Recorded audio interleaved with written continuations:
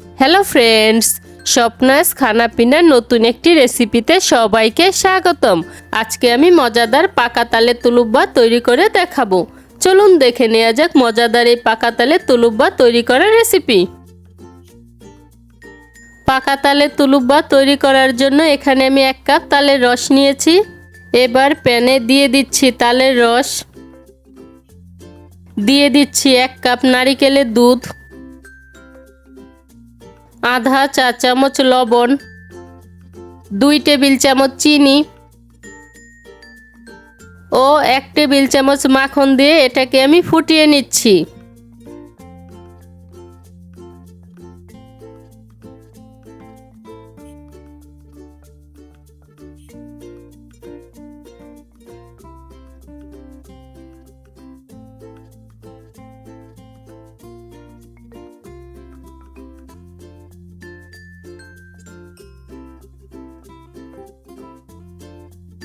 তিন থেকে 4 মিনিট ফুটিয়ে নেওয়ার পর এবার এর মধ্যে 1.5 কাপ ময়দা দিয়ে ভালো করে মিশিয়ে নিচ্ছি।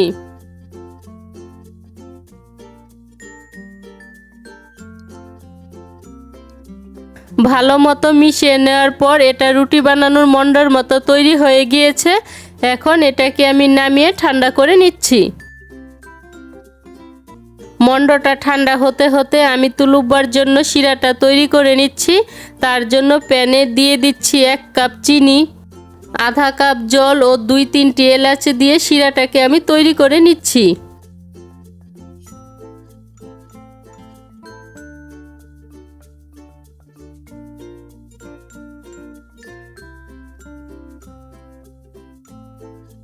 প্রায় 3 থেকে 4 মিনিট মিডিয়াম আঁচে জাল করে নেওয়ার পর শিরাটা তৈরি হয়ে গিয়েছে। আর শিরাটাকে আমি খুব বেশি ঘন বা পাতলা করিনি, একটি তারের মতো হওয়ার পরে শিরাটাকে আমি নামিয়ে নিচ্ছি। এদিকে মন্ডটা আমার কুসুম গরম অবস্থায় আছে। এখন এর মধ্যে একটি ডিম দিয়ে এটাকে আমি ভালো করে মেখে নিচ্ছি। তবে যদি ডিম ছাড়া তৈরি করতে চান তাহলে এখানে 2 টেবিল চামচ পাউডার মিল্ক দিয়ে ভালো করে মিশিয়ে নেবেন।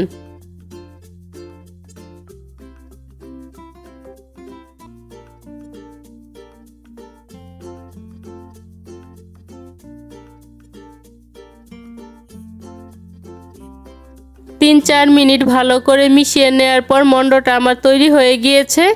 এবার এর মধ্যে 2 টেবিল চামচ রোস্টেড তিল দিয়ে আবারও ভালো করে মেখে নিচ্ছি।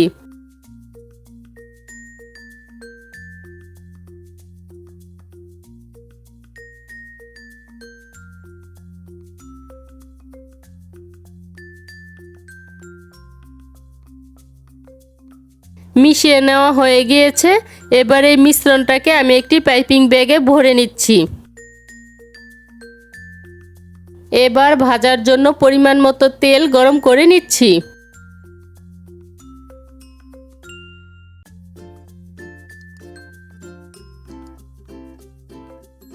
তেলটা গরম হয়ে যাওয়ার পর এবার পাইপিং ব্যাগ থেকে 2-3 ইঞ্চি মাপে তুলুব্বা কেটে ভেজে নিচ্ছি।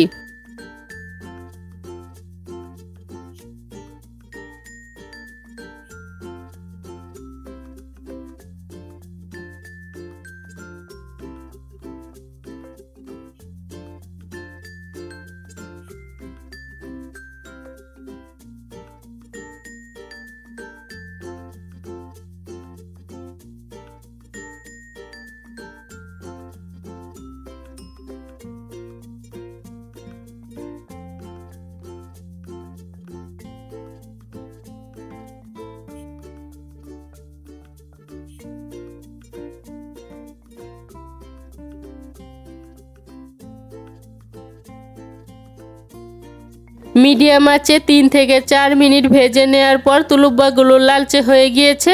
এখন আমি এগুলোকে তেল থেকে তুলে নিচ্ছি।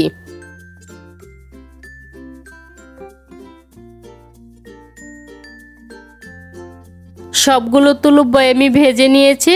আর এদিকে শিরাটা আমার কুসুম গরম অবস্থায় আছে। এখন এর মধ্যে তুলুব্বাগুলো দিয়ে 2 থেকে 3 মিনিটের মতো রেখে আমি শিরা থেকে তুলে নিব।